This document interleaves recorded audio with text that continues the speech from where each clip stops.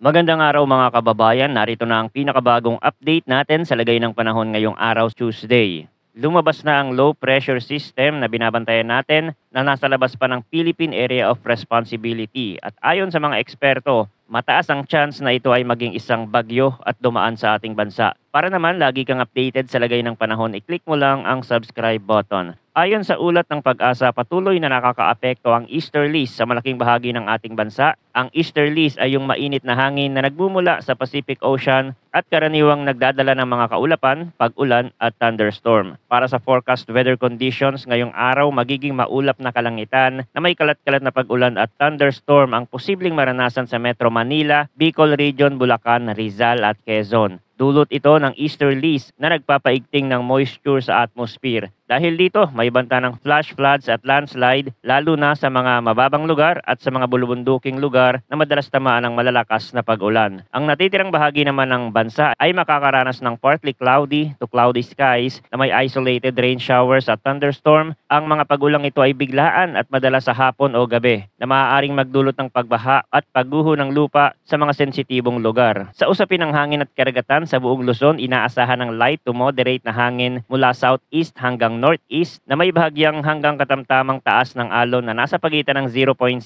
hanggang 2 meters. Samantala sa Visayas at Mindanao, light to moderate din ang hangin mula southeast at katulad din ay slight to moderate ang taas ng alon sa dagat. Bagamat hindi pa delikado para sa maliliit na sasakyang pandagat, pinapayuhan pa rin ang mga mangingisda at biyahero sa karagatan na mag-ingat lalo na kung may kasabay na thunderstorm. Ngayon naman silipin natin ang pinakahuling tropical cyclone update na inilabas ng Pag-asa kahapon para sa week 1 mula September 29 hanggang October 5. Wala pang nakikitang TC-like vortex o TCLV sa loob ng Philippine Monitoring Domain. Gayunpaman, ayon sa forecast, may TCLV-1 na inaasahang lilitaw sa silangang bahagi ng Philippine Area of Responsibility. Base sa datos, tatawid ito ng Luzon at mataas ang posibilidad na maging isang tropical cyclone. Ang posibilidad ng pagbuo nito ay inaasahang tataas mula moderate hanggang high sa loob ng forecast period. Ibig sabihin, habang papalapit ito sa ating bansa, mas tumataas ang tsansa na maging ganap na bagyo na posibleng makaapekto sa northern o central Luzon. Bukod dito, isang TCLV-2 ang posibleng mabuo sa silangang boundary ng TICAD o Tropical Cyclone Advisory Domain, ngunit mababa pa ang chance nito na maging tropical cyclone sa week 1. Para naman sa week 2 mula October 6 hanggang October 12, ang TCLV-1 ay magpapatuloy na kikilos pahilagang kanluran at posibleng tumbukin ang Vietnam at Hainan area. Sa panahong iyon, posibleng isa na itong ganap na bagyo bago pa man tuluyang lumabas ng Philippine Area of Responsibility. Samantala, ang TCLV-2 naman ay inaasahang papasok sa northeastern boundary ng PAR na may mababang tsansa na maging isang bagyo. Kung titingnan naman natin ang galaw ng bagyo gamit ang mga international weather model like GFS, malinaw na ang low pressure system na nasa silangang bahagi ng bansa sa labas ng PAR ay unti-unting kikilos, pahilagang kanluran at sa pagpasok nito sa ating teritoryo, maaaring lumakas at maging isang tropical depression o tropical storm. Sa kasalukuyan, pinapakita ng ilang weather models na maaaring daanan ito ang northern Luzon area. Ngunit dahil ito ay long range forecast pa lamang, marami pang posibleng magbago sa galaw at direksyon nito. Maaaring tumaas, bumaba o lumihis ang landas nito depende sa mga kondisyon ng atmosphere at karagatan. Mahalaga ring tandaan na sa mga ganitong sitwasyon, hindi lamang direktang tinatahak ng bagyo ang dapat nating bantayan. Kahit ang mga lugar na wala pa sa forecast track ay maaari pa ring maapektuhan ng malalakas na ulan, malalakas na hangin at storm surge, lalo na kung hihilahin ito ang habagat. Ito ang dahilan kung bakit mahalaga na manatiling alerto at patuloy na makinig sa abiso ng Pag-asa at mga lokal na pamahalaan. Maraming salamat sa inyong walang sawang pagtutok at suporta. Palagi po tayong mag-ingat.